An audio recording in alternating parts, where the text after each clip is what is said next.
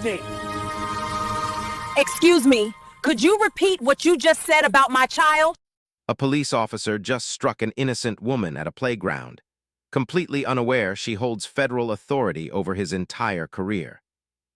The words sliced through the warm afternoon air at Cedar Grove Park like a blade. Sergeant Marcus Hayes stands over Diana Carter, a black woman seated calmly on a weathered wooden bench, her eyes tracking her 9-year-old daughter Jasmine on the swings nearby. The entire recreation area goes silent. Surrounding families stop mid-conversation, stunned by the sergeant's shocking brutality. Diana rises gradually, her tone controlled yet unwavering. "Excuse me, could you repeat what you just said about my child?" "You understood perfectly," he sneers, moving closer with clear malicious intent. "Remove yourself and your troublemaker immediately." The strike happens instantaneously. Diana's face turns sharply sideways, the impact reverberating across the entire park like thunder. Kids shriek in terror. Witnesses grab their devices, frantically capturing footage. Jasmine abandons the swing set, tears streaming as she sprints toward her mom. Yet Diana doesn't weep. She rotates back slowly, fingers grazing her reddening cheek with remarkable composure, examining Hayes's identification badge as though cataloging critical evidence. "Have you witnessed someone commit an error that will annihilate everything they've built?" 4 hours before this confrontation, Diana Carter had been navigating another typical Saturday morning routine. She transported Jasmine to youth soccer training, purchased coffee from the neighborhood shop, where elderly Mr. Thompson always inquired about her federal work, and positioned herself on her regular bench at Cedar Grove Park with perfect visibility of the playground equipment. To casual observers, she resembled countless other parents, exhausted yet vigilant, checking her mobile device while maintaining awareness of the children. However, subtle indicators existed that trained professionals might recognize. How she arranged herself with her spine against an oak tree, unobstructed sightlines in every direction. The way she reviewed her device not for entertainment or messages, but for what seemed like official notifications labeled urgent and field alert. "Agent Carter, are you attending Marcus's graduation celebration next weekend?" Her previous partner Jennifer had telephoned just as Jasmine's soccer session concluded. Simply Diana now, she'd responded quietly, scanning the area to confirm nobody had intercepted. "Affirmative, I'll attend if this operation concludes."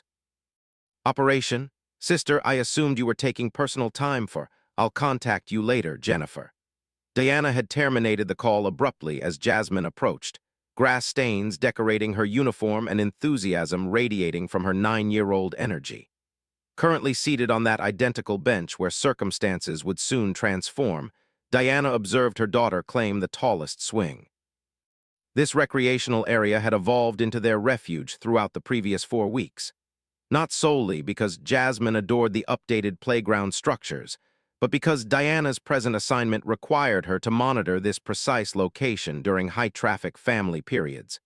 Sometimes justice hides in plain sight, waiting for the right moment to reveal itself.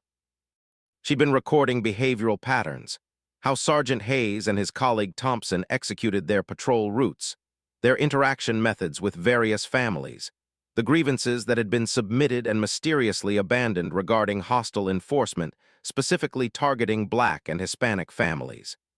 Mrs. Johnson, an elderly grandmother who brought her grandson here regularly, had contacted Diana the previous week. They informed little Andre he couldn't utilize the advanced equipment. She'd murmured, glancing around nervously, claimed it was reserved for suitable families exclusively. When I questioned that terminology, the tall sergeant, the hostile one, he simply stared until we departed. Diana had listened attentively, created mental documentation, and contributed another entry to her expanding investigation file. 4 weeks of surveillance, civilian testimonies, video documentation, a systematic pattern of conduct that violated federal civil liberties statutes. Her device vibrated with another official message. "Status report required. Timeline for field monitoring." She responded carefully. "Active surveillance continuing. Multiple violations documented. Recommend maintaining current position." The reply arrived immediately. "Acknowledged. Preserve cover identity. Report any escalation without delay." escalation. The term created anxiety in her stomach. She'd investigated sufficient cases to understand that sergeants like Hayes rarely remained at verbal intimidation levels. Eventually, someone would resist, and when they did. "Mom, observe this." Jasmine shouted, propelling her legs to swing higher. "I'm watching, sweetheart. You're soaring." Yet Diana was monitoring more than her daughter. She was documenting how other families unconsciously relocated when the patrol vehicle made its circuits, how the Martinez family had ceased attending after what Mrs. Johnson described as a deeply unpleasant confrontation, how the adolescent males playing basketball had mastered disappearing the instant they spotted Hayes's uniform. This neighborhood was experiencing systematic intimidation, and the official grievances were vanishing into administrative voids, precisely why federal supervision existed. Why agents like her invested weeks integrating into neighborhoods, documenting what local authorities chose to disregard. Her device rang. Jasmine's school administrator. "Ms. Carter, I apologize for disturbing your weekend, but we've experienced some concerns regarding Jasmine's recent conduct. She's been posing numerous questions about police sergeants, whether they're heroes or villains. Several of her illustrations have been troubling." Diana closed her eyes. Even at 9, Jasmine was absorbing the tension surrounding them. The awareness that their protected spaces weren't genuinely protected. "I'll discuss it with her, Mrs. Patterson. Appreciate you calling. Is everything satisfactory at home? If there's something we should understand, everything's fine. Simply some adult concerns she's detecting."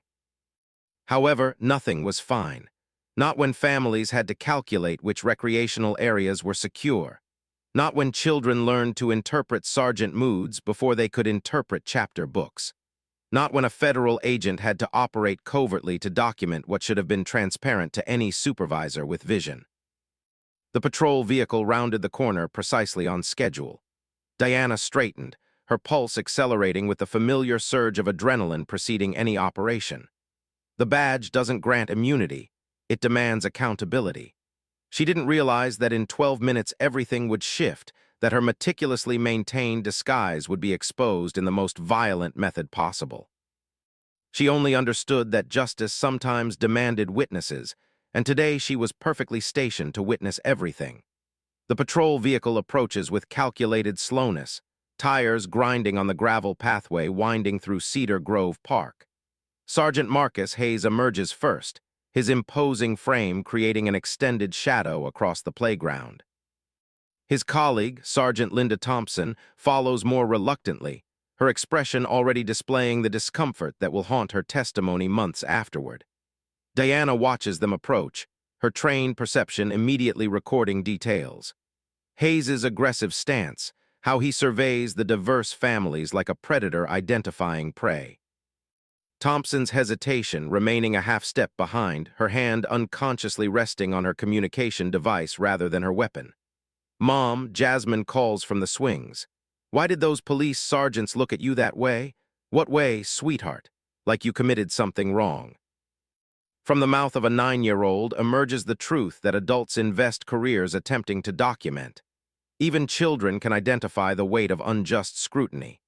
Hayes stops directly before Diana's bench, close enough that she must tilt her head upward to meet his gaze. The positioning is intentional, a power tactic designed to intimidate. What he doesn't comprehend is that federal agents are trained to recognize and neutralize precisely these psychological strategies. "Afternoon, miss." His voice carries the false courtesy that precedes cruelty. "We've received some grievances about loitering in this vicinity." Diana's response is measured, professional. "What specific grievances, Sergeant?" She glances at his name badge, already knowing what she'll discover. Sergeant Hayes. The fact that she reads his identification seems to irritate him. Most people avoid visual contact, avoid personalizing these encounters. Her directness disrupts his rehearsed approach. "Grievances about people who don't belong here, creating discomfort for other families. I understand. What makes you believe I don't belong here?" It's a straightforward question, but it penetrates directly to the core of his assumptions. Around the playground, other parents are beginning to take notice. Mr. Davis from the corner store retrieves his device, already sensing something wrong. A runner decelerates her pace, circling back to remain within hearing distance. Thompson shifts uncomfortably. Marcus, perhaps we should. I'm handling this, Linda. Hayes's voice sharpens. He leans closer to Diana, invading her personal space. Listen, lady, I don't understand what game you're executing, but you need to collect your kid and relocate before this becomes problematic. What kind of problematic? The question hangs in the atmosphere like a challenge. Diana remains perfectly motionless on the bench, her posture relaxed yet alert. She's not retreating, not displaying the fear he's accustomed to witnessing. The kind where Child Protective Services becomes involved, Hayes snarls, his mask of professionalism finally slipping. The kind where we begin questioning supervision and appropriate environments for children. The threat impacts like a physical assault. Around the playground, parents exchange horrified expressions. Someone threatens to remove your child, and every parent within earshot feels their own vulnerability. But Diana's training activates. Document everything. Remain calm. Allow him to reveal his true character. Are you threatening to file a fraudulent report to CPS because I requested you explain your grievance? Fraudulent? Hayes's voice elevates. Lady, look around you. Look at how you're dressed, where you're positioned, the kind of influence you're exposing that kid to. Real parents don't need sergeants to explain. Keep your ghetto offspring away from civilized children before they spread their diseases. The words explode across the playground like shrapnel. Every conversation halts. Children pause mid-activity, sensing the adult tension without understanding its source. Jasmine's swing decelerates as she turns toward her mother, confusion written across her young face. Diana stands slowly, every movement controlled. I'm sorry. What did you just say about my child? You heard me, welfare recipient. Hayes steps closer, his face twisted with a hatred that's been festering for years. Now collect your little criminal and depart before you what, Sergeant? Her voice cuts through his rage like ice water. Something in her tone, the complete absence of fear, the clinical precision of someone documenting evidence, should have warned him, should have made him retreat, reassess, remember his training. Instead, he leans forward until his face is inches from hers. Before you learn what happens to people who don't understand their place. Thompson takes a step forward. Marcus, that's sufficient. We should stay out of this, Linda. This one needs to understand. The slap arrives without warning. Hayes's hand connects with Diana's cheek with a crack that echoes across the entire park. The force snaps her head sideways, leaving an immediate red impression across her dark skin. Around the playground, chaos erupts. Children scream, parents shout. Mr. Davis's device captures everything from 20 feet away. The runner is already dialing emergency services, though she's uncertain who to contact when the police are committing the crime. Mom! Jasmine's terrified voice cuts through the noise as she abandons the swing, sprinting toward her mother with tears streaming down her face. But it's Diana's reaction that will haunt everyone who witnesses it. She doesn't cry, she doesn't shout, she doesn't even touch her burning cheek. Instead, she slowly rotates back to face Hayes, her movements deliberate and calm. Sergeant Marcus Hayes, badge identification 5238, she says quietly, her voice carrying across the now silent playground. Chicago Police Department, District 21. There's something chilling about how she catalogs the information, like she's collecting evidence, like she understands precisely what she's executing. Hayes, elevated on adrenaline and righteous rage, doesn't recognize the danger. That's correct, sweetheart. Remember that identification when you're completing your welfare applications. Thompson grabs his arm. Marcus, we need to depart now, not until she understands. I understand perfectly, Diana interrupts, pulling Jasmine close while maintaining eye contact with Hayes. I understand that you just committed assault and battery against a civilian before multiple witnesses while in uniform representing the Chicago Police Department. Her legal precision should be a warning signal. How she frames the incident in exact statutory language, the calm recitation of facts while her daughter sobs against her side. But Hayes is too far gone, too intoxicated by the power he believes he possesses. Assault? He laughs, a harsh sound that makes several children start crying. Lady, that was barely a love tap. You want to witness what real police work looks like? Marcus. Thompson's voice cracks like a whip. We're departing right now. Around them, devices are recording from every angle. Parents are shepherding their children away from the confrontation, but not before capturing video that will transform everything. Mrs. Martinez, who'd stopped attending this park weeks ago, happened to be walking past and caught the entire exchange from the sidewalk. But it's Diana's response that transforms this from a simple case of police brutality into something far more significant. As she holds her traumatized daughter, as she faces down a uniformed sergeant who just assaulted her in broad daylight, her voice remains steady and professional. "Sergeant Thompson," she says, addressing the colleague directly, "I need you to understand that this entire incident has been witnessed, recorded, and will be reported through appropriate channels." Something about the phrase appropriate channels makes Thompson's blood run cold. Authority without accountability is just tyranny wearing a uniform. It's not the language of an angry civilian. It's the language of someone who understands exactly which forms to file, which departments to contact, which statutes have been violated. Hayes, oblivious to the warning signals, sneers one final time. "Report it to whoever you want, princess. Nobody cares what people like you have to communicate." As the sergeants finally retreat to their patrol vehicle, as the crowd of witnesses begins to disperse, as Jasmine's sobs gradually quiet against her mother's shoulder, one question hangs in the atmosphere. Who exactly is Diana Carter, and why does she seem so unnaturally prepared for what just happened? The answer will reshape everything. But first, the system has to run its predictable course. Within 60 minutes, the videos are everywhere. Mr. Davis's footage, shaky but clear, shows the entire confrontation from start to finish. The runner's device captured the slap from a different angle, the sound even more shocking when isolated from background noise. Most damning of all is the security camera mounted on the park's maintenance building, its wide-angle lens documenting everything with bureaucratic precision. But the official story being typed into the Chicago Police Department's incident management system tells a vastly different tale. The subject appeared agitated and confrontational upon initial contact. Sergeant Hayes dictates to his colleague as they sit in their patrol vehicle 4 blocks from Cedar Grove Park. Female, approximately 30 to 35, exhibited signs of possible substance abuse or mental disturbance. Thompson's fingers hover over the keyboard, her stomach churning. "Marcus, that's not what— Are you questioning my report, Sergeant Thompson?" The weight of seniority, of departmental politics, of career survival presses down on her shoulders. She continues typing. The subject became increasingly hostile when asked to comply with reasonable requests to relocate. When the sergeant attempted to de-escalate the situation, the subject made threatening gestures toward uniformed personnel. The lies flow easily now, each sentence moving them further from the truth and deeper into a system designed to protect itself. No mention of physical contact, Hayes adds.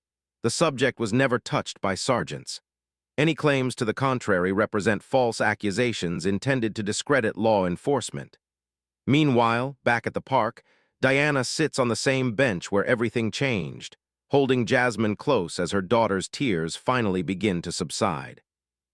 Other parents approach hesitantly, offering support, sharing their own stories of encounters with Hayes. "He made my son empty his pockets last month," whispers Mr. Williams, a black father whose 12-year-old son had been playing basketball. "Said he looked suspicious shooting hoops alone. My family stopped attending here after he told us this park wasn't for our kind," adds Mrs. Garcia, her voice shaking with remembered humiliation. Each story adds another layer to the pattern Diana has been documenting. But now, she's no longer just an observer. She's become part of the evidence. Her device buzzes with a text from her sister. "Girl, you're all over social media. Are you okay? Do you need me to collect Jasmine?" Another message from Jennifer. "Saw the video. Holy Diana, what's your plan?" And then one that makes her blood run cold from an unknown number. "Maybe next time you'll understand your place." She deletes that one immediately, but not before screenshotting it for her files. "Mom," Jasmine says quietly, "why did that sergeant hit you?" The question every parent dreads: how to explain institutional racism and abuse of power to a child who still believes the world makes sense. "Sometimes, sweetheart, people with power use it the wrong way. But there are other people whose job it is to fix that when it happens. Are you going to tell on him? Diana strokes her daughter's hair, choosing her words carefully. I'm going to make sure what happened today doesn't happen to other families. What Jasmine doesn't know is that her mother has already sent 3 text messages that will set federal wheels in motion. The first to her direct supervisor. Cover blown. Incident escalated to assault. Request immediate consultation. The second to the FBI's Civil Rights Division. Federal agent assaulted by subject under investigation. Video evidence secured, moving to Phase 2. The third to a secure number that connects directly to the Department of Justice. Pattern confirmed. Ready to proceed with formal charges. By evening, local news stations are running the story. Channel 9's report leads with Mr. Davis's video, the slap playing in slow motion, while the anchor's voice provides context. A disturbing incident at Cedar Grove Park has raised new questions about police conduct in Chicago's West Side communities. The segment interviews several witnesses, their faces blurred for protection. It was completely unprovoked, one voice states. She was just sitting there with her daughter. I've never witnessed anything so cruel. But the most telling moment comes when they reach out to the Chicago Police Department for comment. The spokesperson's response is textbook deflection. We are aware of allegations circulating on social media regarding an incident in Cedar Grove Park. The department takes all complaints seriously and will conduct a thorough internal review of any claims of misconduct. What they don't mention is that Sergeant Hayes's report makes no reference to physical contact. According to official records, nothing inappropriate happened at all. The disconnect between video evidence and police narrative creates exactly the kind of federal case that Diana has spent 4 weeks building. But now it's personal in a way that makes her both more determined and more vulnerable. As she tucks Jasmine into bed that night, her daughter asks one more question. Mom, are you scared of that sergeant? Diana considers her answer carefully. The truth is complicated. She's not afraid of Marcus Hayes. She has resources and authority he can't imagine. But she is afraid of what this means for every other black mother who sits on park benches, who takes their children to playgrounds, who exists in public spaces while being seen as threats rather than human beings. No, sweetheart, I'm not scared of him, but I'm going to make sure he learns that his behavior has consequences. Outside, a car drives slowly past their apartment. Probably nothing, possibly surveillance. In 14 hours, everything will change again. But for now, Diana Carter allows herself to be simply a mother, comforting her traumatized child. Tomorrow, she'll remind the world that she's much more than that. The call comes at 7:52 a.m., interrupting Chicago Police Commander Rachel Foster's first cup of coffee and what should have been a quiet Monday morning review of weekend incidents. Commander Foster, this is Deputy Director Angela Harrison from the FBI's Chicago Field Office. I need to discuss the Cedar Grove Park incident from yesterday. Foster pulls up the report on her screen, Hayes's sanitized version still glowing in neat bureaucratic paragraphs. I'm not sure what federal interest there might be in a minor neighborhood dispute, Deputy Director. Ma'am, I need you to pull the personnel file for Sergeant Marcus Hayes immediately. And I need the original incident report, not the amended version that's currently in your system. The words hit Foster like ice water. Amended version? She had approved Hayes's report herself, noting how cleanly it avoided any problematic details. Now the FBI is suggesting there are multiple versions. I'm not sure I understand. Commander, the civilian who was assaulted in your sergeant's report. Her name is Special Agent Diana Carter. She's been conducting federal civil rights surveillance in your district for 4 weeks under deep cover. The device slips from Foster's hand, clattering against her desk. Around her, the precinct continues its normal Monday morning rhythm, sergeants filing reports, phones ringing, the coffee machine gurgling in the break room. But her world has just tilted completely off its axis. She retrieves the device with shaking hands. I'm sorry. Could you repeat that? Special Agent Carter was embedded in your community documenting patterns of discriminatory enforcement. What your sergeant did yesterday. assaulting a federal agent in the line of duty while violating the civil rights of local residents. That's now a federal crime with mandatory prosecution guidelines. Foster's mind races through the implications. A federal agent assaulted by one of her sergeants while conducting official federal business. The video that's been circulating on social media isn't just evidence of police brutality. It's documentation of multiple federal crimes. Deputy Director, if there's been some misunderstanding. There's no misunderstanding, Commander. Agent Carter has been building a comprehensive case documenting systematic civil rights violations in your district. Sergeant Hayes's assault yesterday was recorded from multiple angles, including Agent Carter's own surveillance equipment. The room seems to spin. Foster pulls up the viral video on her computer, watching it with new eyes. The woman she dismissed as just another complainer, another civilian making trouble for her sergeants, is a federal agent. The calm, professional way she handled the assault, the precise language she used afterward, it all makes terrible sense now. How long has she been? 4 weeks, Commander. 4 weeks of documented incidents, witness interviews, pattern analysis. Your department has been under federal investigation, and yesterday your sergeant provided us with the kind of evidence that makes cases unwinnable for defendants. Meanwhile, 7 blocks away in the FBI's Chicago field office, Special Agent Diana Carter sits across from Deputy Director Harrison, her left cheek still bearing the faint bruise from Hayes's assault. Gone is the casual park mother persona. Her dark suit is crisp, her bearing unmistakably professional, her voice carrying the authority that Marcus Hayes never suspected lay beneath her carefully constructed cover.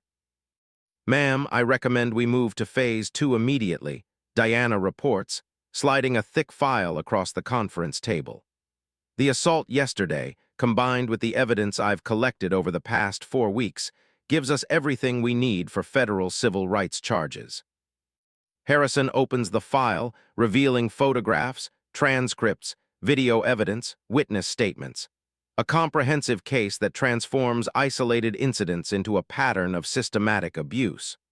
Walk me through what you documented before yesterday's incident. Diana's presentation is meticulous, professional, and devastating. 21 separate incidents of discriminatory enforcement. 15 families forced to leave public spaces without cause. 10 children subjected to inappropriate questioning and searches. Multiple false reports filed to justify unconstitutional behavior. She clicks through photographs on her laptop. Sergeant Hayes targeted the Johnson family for loitering while they watched their grandson play. The Garcia children ordered off playground equipment deemed inappropriate for their type. Mr. Williams's 12-year-old son forced to empty his pockets while shooting basketball alone. Each image, each incident report, each witness statement builds an undeniable case of systematic civil rights violations. But it's the final video that changes everything. Yesterday's assault captured from Diana's own recording device with crystal-clear audio and video. Agent Carter, Harrison says quietly, "You understand this changes your role in this investigation completely." "Yes, ma'am. I'm no longer just the investigating officer. I'm also the victim of a federal crime." Back at the police station, Commander Foster is making the phone call that will end Marcus Hayes's career. He answers on the third ring, his voice still swaggering with yesterday's confidence. "Hayes here. Hayes, I need you to report to my office immediately. Bring your colleague. Is this about that incident yesterday? Because I filed a complete report and Thompson can verify." "Hayes, just get here now." 25 minutes later, Marcus Hayes swaggers into Foster's office with the casual arrogance of someone who believes he's untouchable. Linda Thompson follows, her face pale with apprehension that proves more justified than she knows. "Ma'am, if this is about yesterday, I want to reiterate that the subject was completely non-compliant and potentially dangerous." "Shut up, Marcus." Foster's voice cuts through his prepared justifications. "The woman you assaulted yesterday is a federal agent." The color drains from Hayes's face. Thompson actually gasps, her hand flying to cover her mouth. That's impossible. She was just some welfare mom with Special Agent Diana Carter, FBI Civil Rights Division. She's been conducting federal surveillance of discriminatory policing practices in our district for 4 weeks.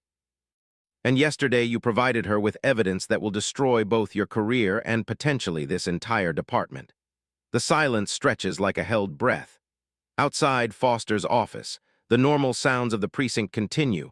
Phones ringing, reports being filed, sergeants discussing weekend arrests. But inside this room, everything has stopped.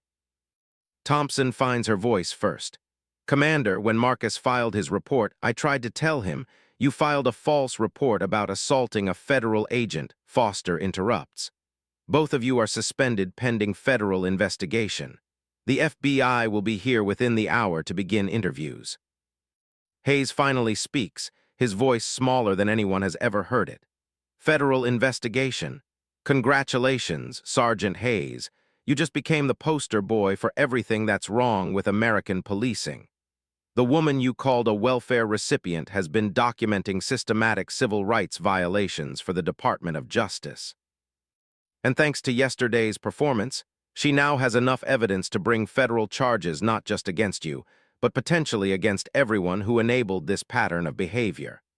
As the two sergeants stumble from the office, Hayes in shock, Thompson in tears, Foster contemplates the wreckage of what should have been a routine Monday morning. Special Agent Diana Carter hasn't just been underestimated. She's been systematically building the case that will transform how this community experiences law enforcement. And Marcus Hayes just handed her everything she needed to win.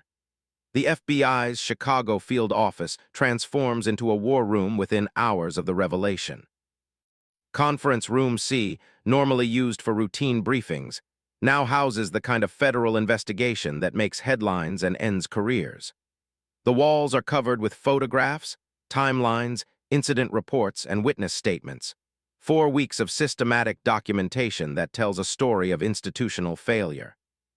Special Agent Diana Carter stands before a projection screen, her professional demeanor a stark contrast to the vulnerable mother Marcus Hayes had so catastrophically underestimated just 24 hours earlier. Her left cheek still bears the faint bruise from his assault, but her voice carries the unmistakable authority of federal law enforcement. The pattern is undeniable. She addresses the assembled team of FBI agents, Department of Justice attorneys, and federal prosecutors. 21 documented incidents of discriminatory enforcement, 57 civil rights violations, multiple false reports filed to justify unconstitutional behavior. She clicks to the next slide. A photograph of Hayes towering over the Johnson family, his finger pointed accusingly at their 9-year-old grandson. This image was taken on August 19th. The family was ordered to leave the playground because their child was allegedly too disruptive for other families. The park was nearly empty at the time. Deputy Director Harrison, who has overseen dozens of federal civil rights investigations, shakes her head in disgust. The brazenness is remarkable. It's like he believed he was completely untouchable. "That's exactly what he believed, ma'am," Diana responds. And based on the department's response patterns, he had good reason for that confidence.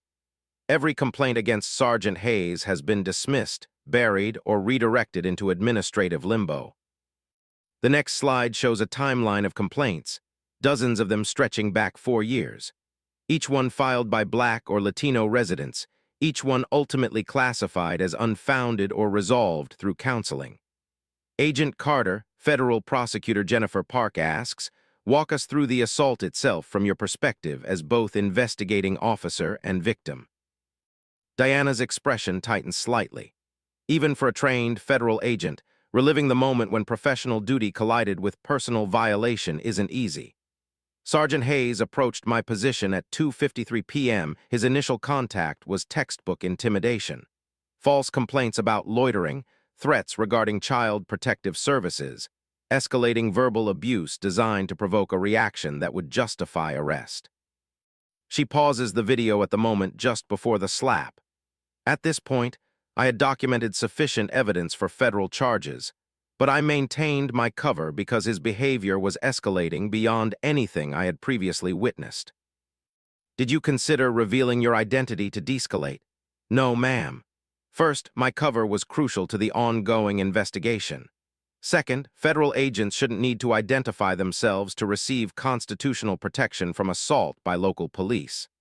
Third, the moment Hayes targeted my daughter with his rhetoric, this became personal in a way that transcended professional objectives.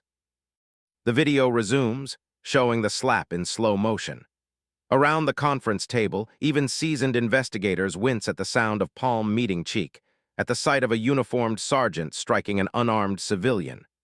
The assault occurred at 2:54 p.m., Diana continues, her voice steady despite the personal nature of the evidence.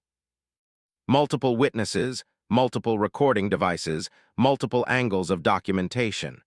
Sergeant Hayes then proceeded to make statements that demonstrated both his awareness of the criminal nature of his actions and his confidence that there would be no consequences. What statements specifically? That's what happens when welfare recipients don't understand their place. Remember that identification when you're completing your welfare applications. Report it to whoever you want, princess. Nobody cares what people like you have to communicate. Each quoted phrase lands like a physical blow in the quiet conference room. These aren't the words of a sergeant having a bad day. They're the statements of someone expressing deeply held beliefs about racial hierarchy and police impunity. Agent Carter, Deputy Director Harrison asks, "What was your daughter's reaction to witnessing the assault?" For the first time, Diana's professional composure cracks slightly. Jasmine is 9 years old. She ran from the playground crying, asking me why the sergeant hit her mommy. She's been having nightmares. She asks if police sergeants are good guys or bad guys now, and I don't have a simple answer for her. The human cost of Hayes's actions settles over the room like a weight. This isn't just about civil rights violations or federal crimes. It's about a child's sense of safety being shattered by the very people supposed to protect her. Meanwhile, in interview room 4 down the hall, Marcus Hayes sits across from FBI Special Agent Kevin Martinez and DOJ Attorney Sarah Kim. The swagger and confidence that defined yesterday's encounter have evaporated, replaced by the hollow-eyed realization of someone whose world has collapsed overnight.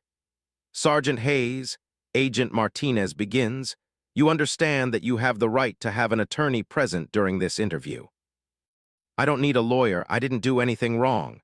The denial would be pathetic if it weren't so dangerous.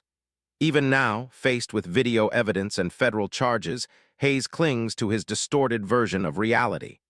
"Let's review the incident at Cedar Grove Park yesterday," Attorney Kim says, sliding a photograph across the table. "Do you recognize this woman?" Hayes glances at Diana's FBI identification photo, his face cycling through confusion, recognition, and something approaching panic. That can't be right. That can't be." Special Agent Diana Carter, FBI Civil Rights Division, 15 years of federal service, currently assigned to investigate discriminatory policing practices in Chicago's West Side communities. "But she looked like what, Sergeant Hayes?" The question hangs in the air. Everyone in the room knows what he's thinking, what his assumptions were based on, what led him to believe that this black woman sitting peacefully in a public park deserved verbal abuse and physical assault. "I want to see the video again," Hayes says suddenly. They play it for him, all 5 angles. Mr. Davis's phone recording, the runner's footage, the park security camera, and most damaging of all, Diana's own surveillance device. Each perspective shows the same sequence, unprovoked aggression escalating to criminal assault. Sergeant Hayes, Agent Martinez says as the video ends, "You understand that assaulting a federal agent in the performance of their duties is a federal crime punishable by up to 10 years in prison. But I didn't know she was what? A human being deserving of constitutional protection. The badge doesn't give you the right to assault civilians, Sergeant. That's not what I meant." "What did you mean when you called her a welfare recipient? What did you mean when you told her to understand her place? What did you mean when you said nobody cares what people like her have to communicate?" Each question strips away another layer of Hayes's attempted justifications, exposing the ugly core of assumptions that drove his actions. In the observation room next door, Commander Foster watches through one-way glass as her sergeant's career dies in real time. She's joined by Police Superintendent David Chen, whose presence signals the department-wide implications of this catastrophe. How severe is this, Rachel? Chen asks. Catastrophic. The FBI has documentation going back 4 weeks. Multiple incidents, multiple victims, multiple violations. And now they have video evidence of one of our sergeants assaulting a federal agent. What's our exposure? Foster turns from the window, her expression grim. Sir, if the federal investigation finds systematic civil rights violations enabled by departmental policy or culture, we're looking at a consent decree. Federal oversight of our entire operation, complete restructuring of training, hearing, and disciplinary procedures. And Hayes. Hayes is finished. Federal prison, civil liability, criminal conviction. But the real question is whether this stops with him or spreads to everyone who enabled his behavior. Back in the interview room, the interrogation continues with methodical precision. Each question, each piece of evidence, each moment of video builds an unassailable case against not just Hayes's actions, but the attitudes that informed them. Sergeant Hayes, Attorney Kim asks, do you believe that Special Agent Carter deserved to be assaulted because of her race? No, of course not. Then explain your actions. Explain your words. Explain why a black woman sitting peacefully in a public park represented such a threat that physical violence was justified. The silence stretches for long minutes. Hayes's breathing is labored, his face flushed with the effort of trying to construct an explanation that doesn't exist. Finally, he speaks, his voice barely above a whisper. I thought she was just another. Another what? Another complaint that would vanish. The admission hangs in the air like a confession, not just to the assault, but to the systematic pattern of abuse that made it feel routine. The belief that black residents exist at the mercy of police discretion, that their constitutional rights are conditional, that complaints against sergeants like him disappear into administrative black holes. Sergeant Hayes, Agent Martinez says, leaning forward across the table, yesterday you assaulted a federal agent who was documenting your pattern of civil rights violations. Today, you're going to help us understand how many other victims there have been and who in your department made it possible. The investigation that began with Diana Carter watching her daughter play in a park is about to expose the institutional rot that made Marcus Hayes possible. And for the first time in his career, he's going to face real consequences for actions he never imagined would be challenged. 7 weeks later, the federal courthouse in downtown Chicago buzzes with the kind of media attention that transforms local incidents into national conversations about justice and accountability. Outside, protesters hold signs reading "Justice for Diana" and "End police impunity," while news vans line the street with satellite dishes pointed skyward like prayers for truth. Inside courtroom 2154, Marcus Hayes sits at the defendant's table wearing the ill-fitting suit of a man whose world has collapsed. Gone is the swagger, the uniform, the authority that once made families scatter from playgrounds. In its place sits a hollow shell facing federal charges that carry a mandatory minimum sentence. Federal Judge Angela Brooks reviews the plea agreement with the clinical precision that has defined her 22-year career. Mr. Hayes, you understand that by pleading guilty to federal civil rights violations under Title 18 U.S.C. Section 242, you are admitting to willfully depriving Special Agent Carter of her constitutional rights while acting under color of law. Yes, Your Honor. His voice is barely audible. And you understand that this plea agreement includes your cooperation with ongoing federal investigations into systemic civil rights violations within the Chicago Police Department. Yes, Your Honor. In the gallery, Diana Carter sits in the front row, her FBI credentials clearly visible on her lapel. Beside her, Jasmine fidgets in her best dress, still too young to fully understand the proceedings, but old enough to recognize that the man who hit her mother is being held accountable.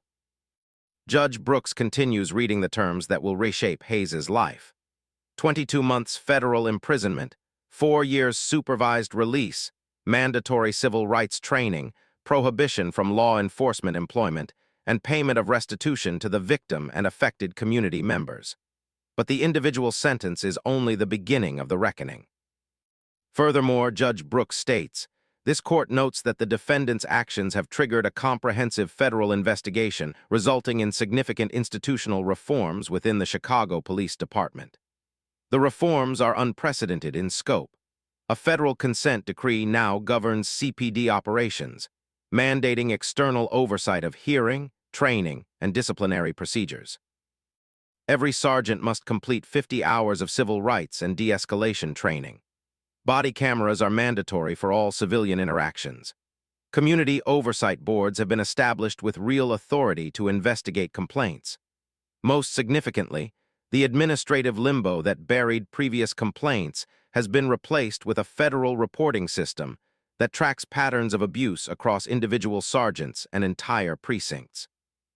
Assistant U.S. Attorney Jennifer Park addresses the court. Your Honor, this case represents more than one sergeant's criminal conduct. The evidence shows a systematic pattern of discriminatory enforcement that violated the constitutional rights of an entire community. Today's conviction sends a clear message that federal law enforcement will not tolerate such violations, regardless of the perpetrator's uniform or authority. Commander Rachel Foster, sitting in the second row, knows her own career hangs in the balance. The federal investigation discovered dozens of complaints against Hayes that were dismissed, buried, or ignored. Her signature appears on many of the administrative decisions that enabled his pattern of abuse. She'll testify next week in the civil rights lawsuit filed on behalf of 21 families who suffered harassment, intimidation, and constitutional violations.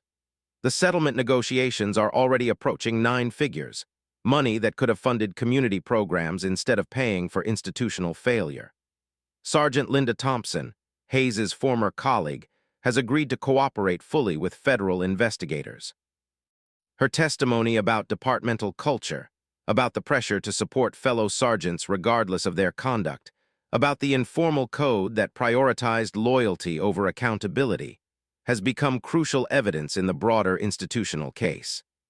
The impact on the community cannot be overstated, continues Attorney Park. Families stopped using public parks. Children developed fear of police sergeants. Parents taught their kids to avoid spaces that should have been safe. The defendant didn't just violate Special Agent Carter's rights, he terrorized an entire neighborhood. As the judge prepares to impose sentence, she addresses Hayes directly. Mr. Hayes, your actions on August 23rd revealed a fundamental misunderstanding of your role as a police sergeant. You are not an occupying force in these communities. You are not entitled to treat citizens differently based on their race or perceived economic status. You took an oath to protect and serve all residents equally, and you violated that oath in the most egregious manner possible. The gavel falls with finality that echoes through the courtroom and ripples across a community that has waited too long for justice. Outside the courthouse, Diana Carter addresses the assembled media with the same calm authority she displayed on that park bench 7 weeks ago. But now the world knows who she really is, what she represents, and why her composed reaction to assault contained such power. Today's conviction represents accountability, she says, holding Jasmine's hand as cameras capture the moment. But accountability is just the first step. Real change requires sustained commitment to reform, to training, to treating every resident of this city with dignity and respect. A reporter calls out, Agent Carter, what would you say to other communities experiencing similar problems with law enforcement? Her answer carries the weight of federal authority and personal experience. Document everything. Know your rights. Remember that the system works when people demand that it work. Sometimes justice requires patience, but it also requires witnesses who refuse to stay silent. The institutional changes triggered by one sergeant's catastrophic misjudgment will reshape policing in Chicago for decades to come. 13 months later, Cedar Grove Park looks exactly the same, but feels completely different. The playground equipment gleams in the afternoon sun. Children's laughter echoes across the green spaces, and families of every background spread blankets on the grass without fear or hesitation. Diana Carter sits on the same bench where everything changed, watching Jasmine navigate the monkey bars with the fearless confidence that childhood should always possess. The bruise on her cheek has long since faded, but the changes it sparked continue to reshape this community and countless others across the nation. "Mom, look," Jasmine calls out, hanging upside down from the parallel bars. "I'm not scared anymore." The simple statement carries profound meaning. Not scared of playgrounds, not scared of police sergeants, not scared that being black in public spaces makes her a target for harassment or worse. Sergeant Linda Thompson approaches the bench, her uniform replaced by the casual clothes of someone who chose a different career path. She'd resigned from the force 8 months ago, unable to reconcile her oath to protect and serve with the institutional culture she'd witnessed. "Agent Carter, I hope it's okay that I'm here. I just wanted to see. Please call me Diana. And yes, it's good to see positive change." They sit together in comfortable silence, watching children play without the specter of discriminatory enforcement hanging over their families. The new community policing initiatives have transformed these interactions. Sergeants now participate in community events, know residents by name, understand that their job is to serve rather than control. Thompson speaks quietly. "The training programs you helped design, they're working. New recruits spend 3 weeks in community immersion before they ever put on a badge. They learn names, stories, backgrounds. They understand that every person they encounter is someone's child, someone's parent, someone's neighbor." The federal consent decree governing Chicago police operations has become a model for other cities. Mandatory body cameras, civilian oversight boards, federal monitoring of complaint patterns, reforms that once seemed impossible are now standard practice. "What about Marcus?" Thompson asks. "He'll be released in 9 months, mandated community service, continued supervision, prohibition from law enforcement. He's required to speak at police academies about the consequences of constitutional violations. It's not revenge, it's accountability. The kind of systematic response that prevents future Marcus Hayes from believing they can assault citizens without consequences." Diana's device buzzes with a message from Deputy Director Harrison. "Phoenix PD requesting consultation on discriminatory policing patterns. 4-week embedded investigation. Interested?" She looks at Jasmine, now teaching a younger child how to navigate the climbing structure, then at Thompson, who's considering law school to become a civil rights attorney. "The work continues," Diana says, showing Thompson the message. "Are you going?" "Probably. Communities like this one exist everywhere, families who deserve to feel safe in public spaces, children who should grow up believing that justice actually works." As the afternoon sun begins to set over Cedar Grove Park, Diana reflects on how one moment of calculated cruelty exposed a system-wide failure and sparked changes that will protect thousands of families for generations to come. Sometimes justice moves slowly. Sometimes it requires federal agents sitting on park benches, documenting violations, building cases that transform institutions. Sometimes it takes a single black mother refusing to be invisible, refusing to accept that constitutional rights are conditional. Have you ever witnessed injustice and wondered if speaking up would matter?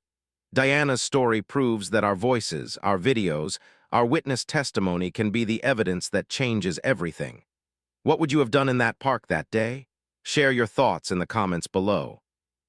And if this story moved you, hit that like button and subscribe to Narrative Telling for more stories about justice, accountability, and the power of ordinary people to demand extraordinary change. Because sometimes the system works exactly as it should, when we force it to.